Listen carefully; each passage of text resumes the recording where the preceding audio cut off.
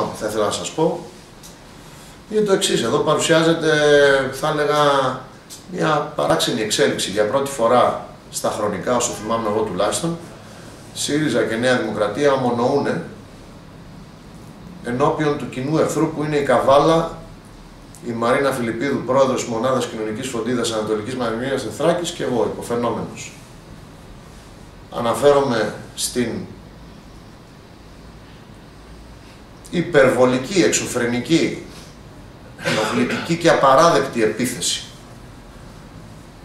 που δεχόμαστε από τους δύο βουλευτές Δράμας, ο ένας στη Νέα Δημοκρατία και ο άλλος στο ΣΥΡΙΖΑ, με αφορμή ό,τι συμβαίνει αυτή τη στιγμή εντός της δομής της Μονάδας Κοινωνικής Φροντίδας Ανατολικής Μακεδονίας και Θράκης και ειδικότερα στο Ίδρυμα της Δράμας που είναι κάτω από αυτήν την εποπτεία.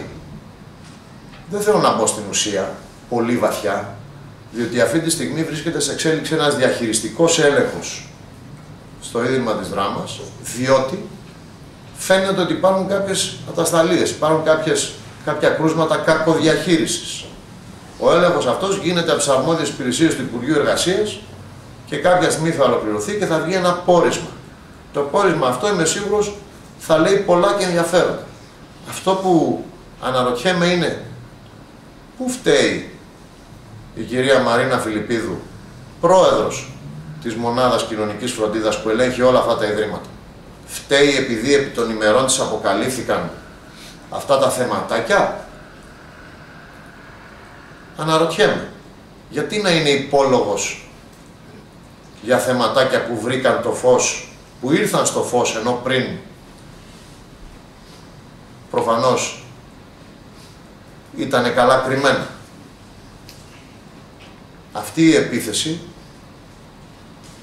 θα έλεγα ότι είναι επίθεση με ταπεινά κριτήρια, κυρίως τοπικιστικά. Και νομίζω ότι στο βάθος κρύβεται ένα αποθυμένο, επειδή η έδρα της Μονάδας Κοινωνικής Φροντίδας είναι στην Καβάλα και όχι στη Δράμα.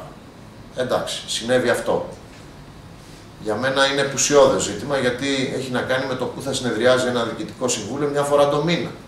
Ενώ τα ιδρύματα, το καθένα από τα ιδρύματα και της Καβάλας και της Κομοτηνής και της Αλεξανδρούπολης και της Δράμας και της Ξάνθης τώρα θα εξακολουθούν να λειτουργούν και να διοικούνται κανονικά. Θα περίμενα τους συναδέλφους να ασχοληθούν με άλλα σοβαρότερα προβλήματα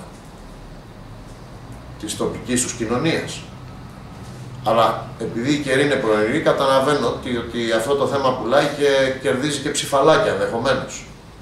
Θα τους συμβούλευα όμως να ρίξουν τους τόνους, γιατί αυτό το ζήτημα δεν συζητιέται με όρους ντέρμπι δόξα ΣΑΟΚ, όπως έχω πει και στο παρελθόν.